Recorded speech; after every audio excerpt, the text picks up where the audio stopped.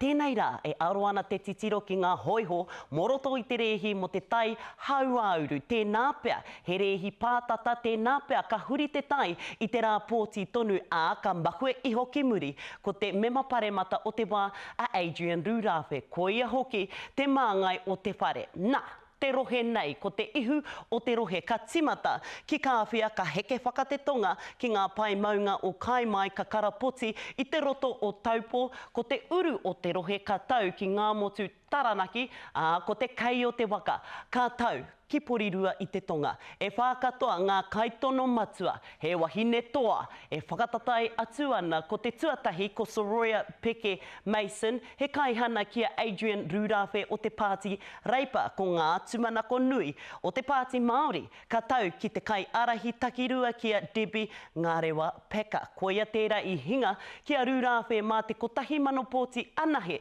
kai wareware hoki tātau kia hārete te hipango o ngā hinara. Ko ia e uru tuatahi atu ana ki te rehi mo te tūru Māori nei. Nā, i noho tahi tā mātou karere a Regan Paranihi ki te kōrero ki te tokotoru tapu o te tai hauauru. Mai te kāhui maunga ki Tangaroa, tatu atu ki te pāonga ariki, te marae ātea o te hāhi, te paipai kōrero tōranga pū, te tūranga waiwai anō hoki o te tūru o te tai hauauru.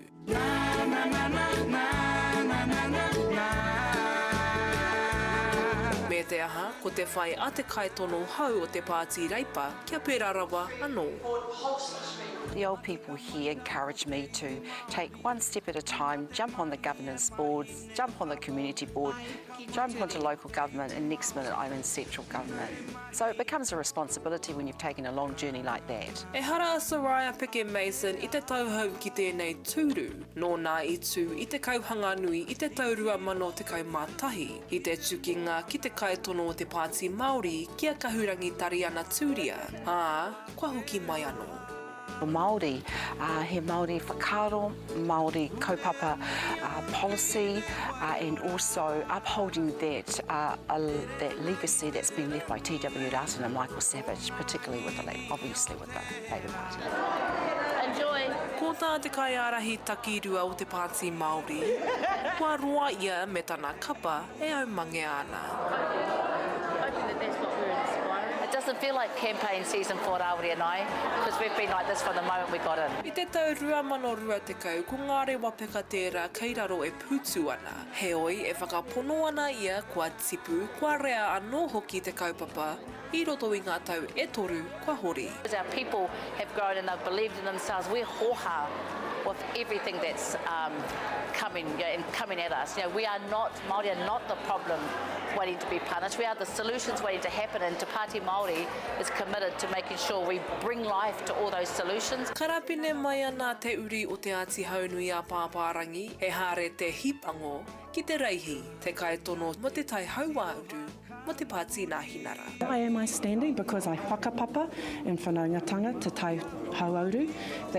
And this is generations, and as I've said, the National Party has previously stood candidates in the Māori seats, and so I've been here to advocate and value the importance of Māori, not just in the general seats, but in all voters and within the Māori seaters.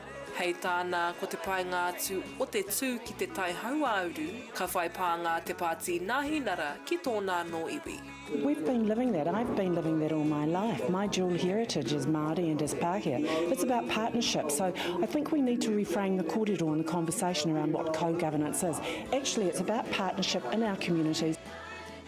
He kanohi kitea ki ngā hapori maha, hei tā tepe Ngarewa Peka, he maringa nui nōna ki atu hei kaitono mo te tai hauauru.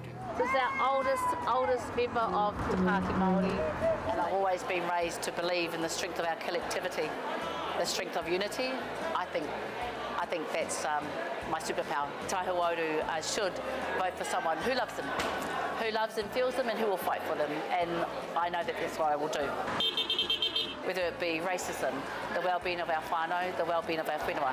I'm known for my hard work behind the scenes, hard work, getting stuff done, credibility and integrity. That's what the people know me for. We're going to work hard and we're going to work together and fight to retain the seat. Koni atu I te 35 mano tāngata kei te rārangi pōti ki tēnei rohe pōti. Me te aha, ko tā enei kaitono, he mahi nui kei mua I te aroaro, I te kōwhiringa pōti e kainamu mai ana, mai te tuku pānui ki te whakarere I ngā haki, me te wawatanui, ka puta te ihu a te rā tuku pōti. Regan Paranihi, Te Karere.